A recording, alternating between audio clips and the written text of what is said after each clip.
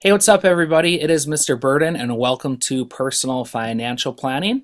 I'm making this video to introduce you to the course and show you a bunch of different things here within our course to help set you up for success. Before I get into that, I just wanted to quickly start off and introduce myself. So my name is Mr. Burden. This is my second year with eAchieve Academy. Definitely enjoy being a teacher very, very much. I've been teaching for 10 years. Before eAchieve, I was at Waukesha North.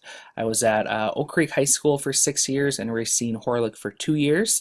I also have a background in marketing. That's what I originally got my bachelor's degree in from UW-Whitewater.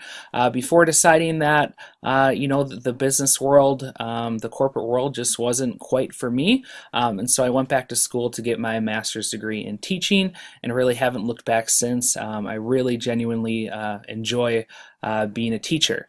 Other things to point out on this page is it's got my email here, so if you ever need to email me, this is where you can find it.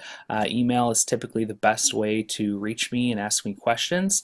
Otherwise, another great way to do that is each week we're going to have a live e-session. Okay, so you can get into our live e-session on Mondays at 1 o'clock. You just go over and you click this live e-sessions button, and once you click that, you go ahead and click this right here, this course room, and that will go ahead and take you into our live e-session. If for some reason you miss our live e-session, for instance, I know some of you go to another high school and you're in class during that time and you can't attend that because you're in a different one. No worries, they are always recorded, and you can access all the recorded e-sessions by clicking the recorded e-sessions button over here.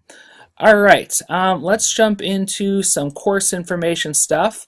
One thing that's really awesome about this course, so just talking a little bit about it, is it's really for anybody. All of you are going to work one day and earn a living, earn an income, have a career, different things along those lines. So this course is literally for everybody, because this course is all about basically how to best use your money. Okay, I think we all, enjoy having money, right? Who doesn't? This course is really all about how you can spend it wisely, how you can invest, use credit.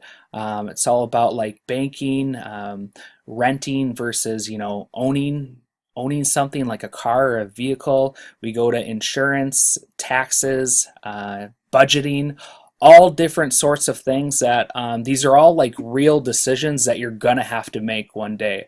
That's what I think is really neat about this course. It's not like maybe a different course where you're like, oh, maybe I'll use this information one day or maybe I won't.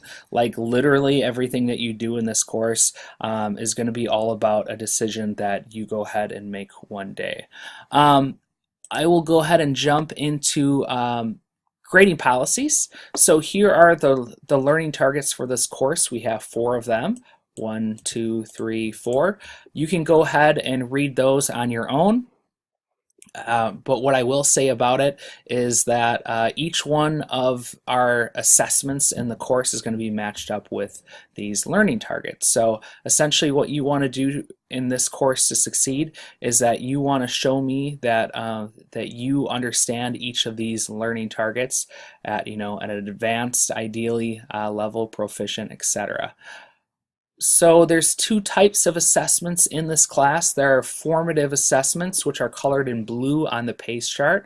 Formative assessments, what they're all about is setting you up for success on the summatives. So you will either earn an S or a U on those assessments. What I will say about formative assessments too is I am not a teacher who believes in giving you busy work. So if I give you a formative assessment, it's because I genuinely think that it is going to help you succeed on the summative assessment. Otherwise I wouldn't give it to you. If you get a U on a formative assessment, that's not a passing grade because that stands for unsatisfactory. And what you should do is you should go into My Grades, read the feedback that I gave you, fix it, and resubmit it. Summative assessments are going to be in red on the PACE chart. They're also going to be in red in the lessons folder, just like the blue formative assessments are, blue in the lessons folder too. For summative assessments, the grading's a little bit different because these are directly attached to your overall grade for each one of these 4 learning targets up at the top. So what you're going to get for a summative assessment is either an advanced, think of that kind of like an A, ADV, a proficient, which is sort of like a B, approaching, kind of like a C, and then incomplete and not enough evidence are not passing grades. So what incomplete means is you submitted something, but it's just not up to a passing level. What NEE means is I don't have enough evidence to grade you. Maybe you're missing that assignment. Maybe you didn't submit it properly. Like for instance, you submit a link to Google Doc, but you didn't change your share settings correctly. So now I'm trying to go in and access it, but I don't have permission. Those would be situations where you would get an NEE. Anytime you see an INC or an NEE on a summative assessment, you're going to want to read my feedback, then revise and resubmit, which leads right into our revision policy. You're definitely allowed to resubmit work to earn a higher score. I definitely encourage that. I want to see you do well, which is why I give you feedback. How I have each assessment set up is that you always get two attempts at each assessment without having to ask. So every assessment in the course, maybe with 1 or 2 exceptions, but I don't think there are any, you will get 2 tries to go ahead and submit. So if you submit the first time and I give you some feedback and you read the mistake, you go in, you fix it, you want to resubmit it, you can just go and do that without having to ask.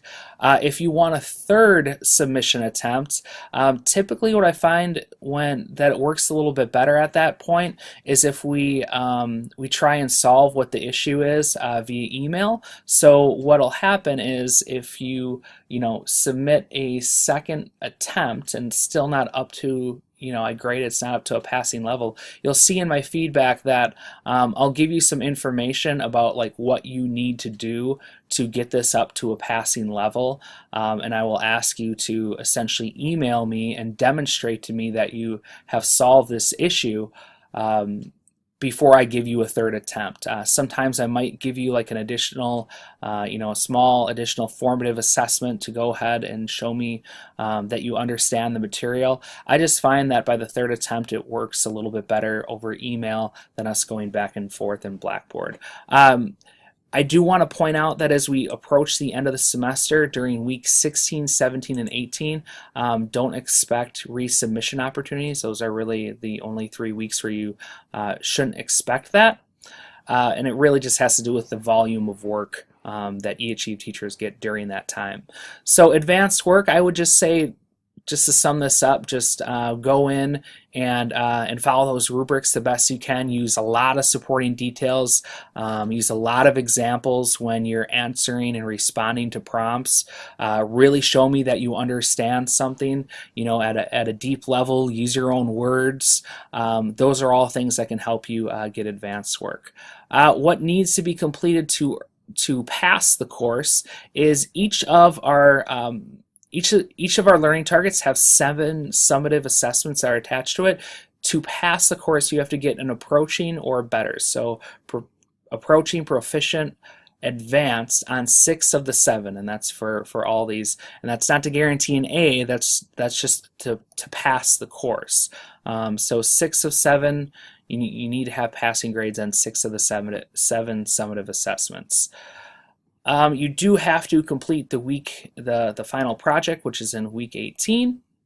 How your overall target score is going to be determined is what I'm going to do is I'm going to look at, for instance, let's say it's target 1, okay, and you submitted 7 summative assessments. I'm really going to step back, look at kind of the big picture of how well you did on all 7 of those, and try and think of where you are right now and different things along those lines, and I'll think about your work, and I will make the best professional judgment that I can. So, and that'll really just be based on what the quality of work that you're submitting to me. So then how at the end of the course you're going to get a final semester grade, okay? A final semester grade. Uh, and this is how it's determined. So this is something that all eAchieve teachers follow. If we have 4 learning targets in our course, we like follow this matrix to a T. So for instance, if it's at the end of the course and you have 2 advanced on the learning targets and 2 proficients, you would get an A/B. So you can always look at that to try and figure out what your overall semester grade is going to be. Next thing, this real important button over here is My Grades, okay? So at the top here, just make sure that you're clicked on All, and check how it's ordered. I have a class order. You can sort it in a little bit of a different way if you want to. But these 4 at the top are in blue. Those are your overall learning target grades. So those are the big picture. They represent like essentially an overall grade. So let's say you've submitted 5 money management assessments of your summative assessments. Your learning target grade would represent like what you're getting overall based on those 5. One real important thing to point out is that these overall learning targets are not automatically updated. So for instance, I'll maybe like, let's say in week 5, I will update your learning targets. And then and let's say you had an approaching in money management, but then it's week 6 and you submit 2 more money management assessments and you get advanced on both of them, but you look and you're still an approaching grade. Well, the reason could be is just because I didn't update your learning target grades yet, so it's still just reflecting what it was before. So what I do for that is every time I update learning targets, I will send out an announcement. I'll email it out and I'll also post it in our course, and I'll say something along the lines of, everyone who submitted work, all work that has been submitted before Wednesday, January 30th at noon has been graded, and your learning targets have been updated based on those. Then you can go in and you can see your new learning target grade. Below these blue ones, below the overall learning targets, you'll see each assessment, okay? So assessments, these are all the, either formative or summative, and you can go ahead and read right under it which one they are. You can also see the due date, the assessment name, and then the little dash here means you haven't submitted anything. If you see like a yellow exclamation point, that means that you submitted it, but I just haven't graded it yet. If you see a grade, that means I graded it. You will also see next to your grade, you'll see like a little talk or bubble icon. What that represents is my feedback that I give to you. I definitely take time on feedback that I give to you. I always try and make it honest, specific, and helpful. So it's real important that you check out that feedback because I really am trying to, to help you because I want to see you do well. That's my job as a teacher. So sometimes I'll pose like a question to try and get you to think about something different, or maybe it'll just be a comment or something along those lines. But you can see all your assessments, all your grades right here for our course. Let's see. Next, let's go into announcements. So announcements this is where I'm going to communicate to the whole class. Typically when I send out an announcement, it's posted here and also emailed out. It's super important that you read these announcements because this isn't a traditional classroom where I get to stand up in front of the court, all the students, and I can make an announcement and you're all there and you're all going to hear me.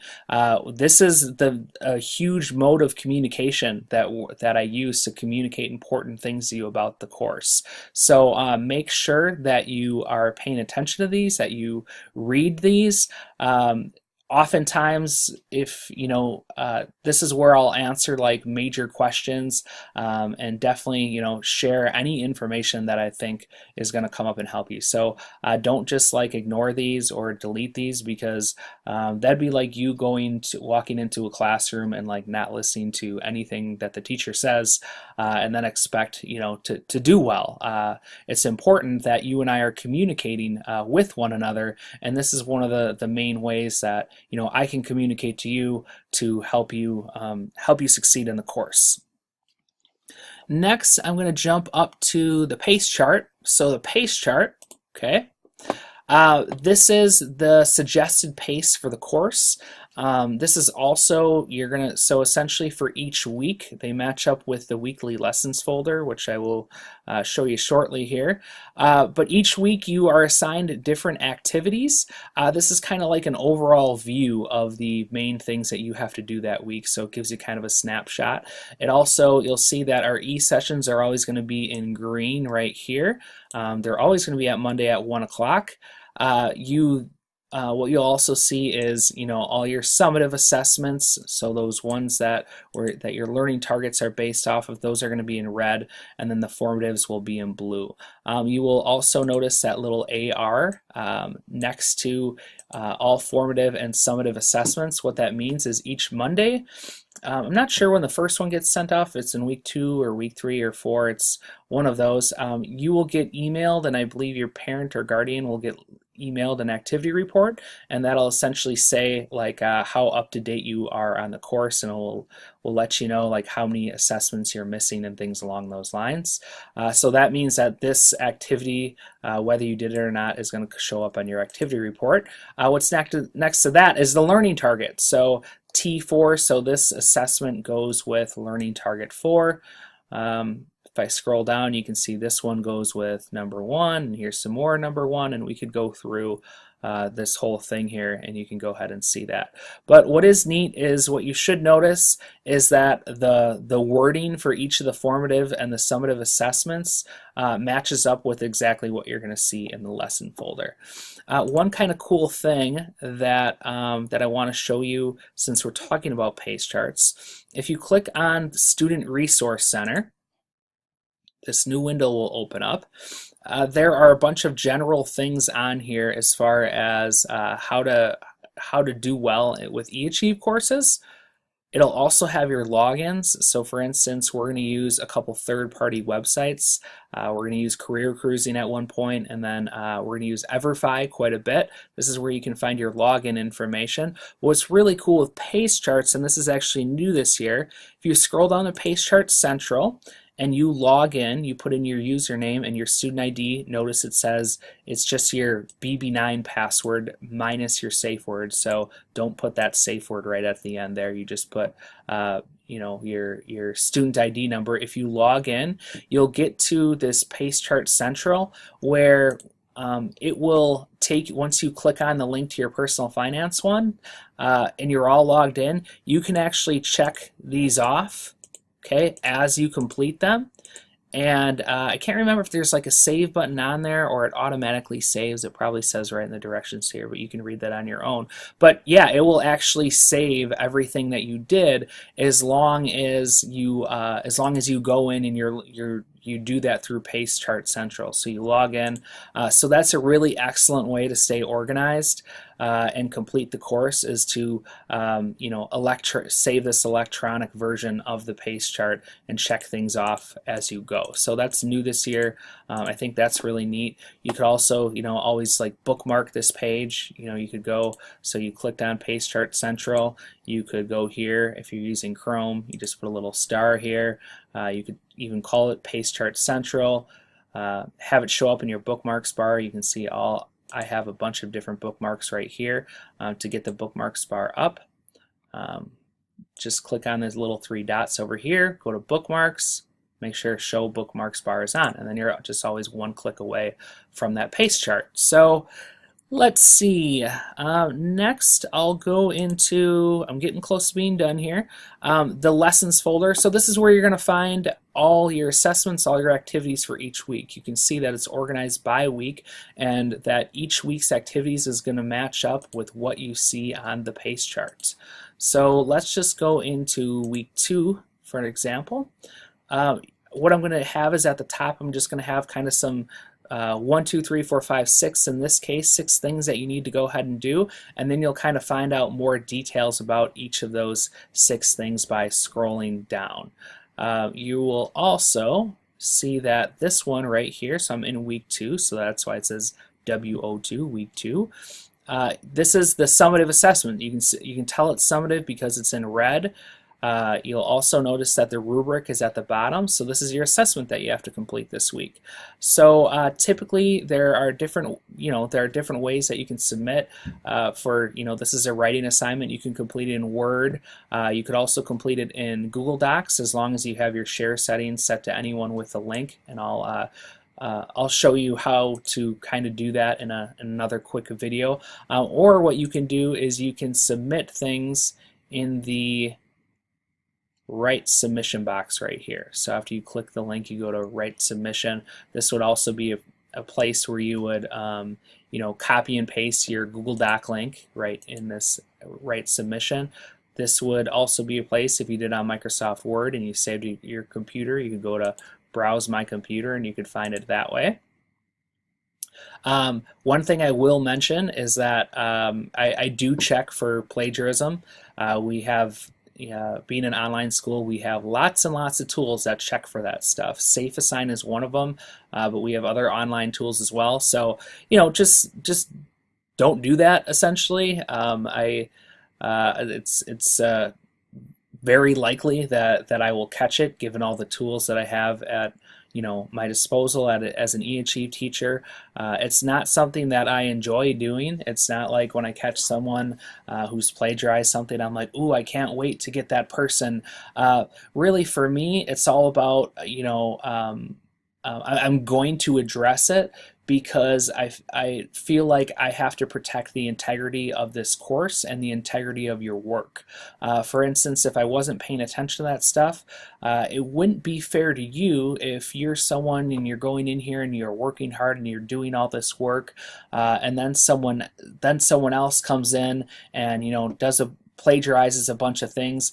I feel like that I'm not protecting you and your work, and all those things, because that wouldn't be really fair. So I do pay attention to that stuff, so you definitely want to avoid it. If you have any little comments that you want to make to me, you can add them in the add comments box. Maybe there's maybe there's something that I need to know. Students will write something in the add comments, then press submit.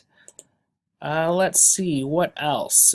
You will also get some discussion boards. Let's see, I know week 1 has one. Let's go to week 1.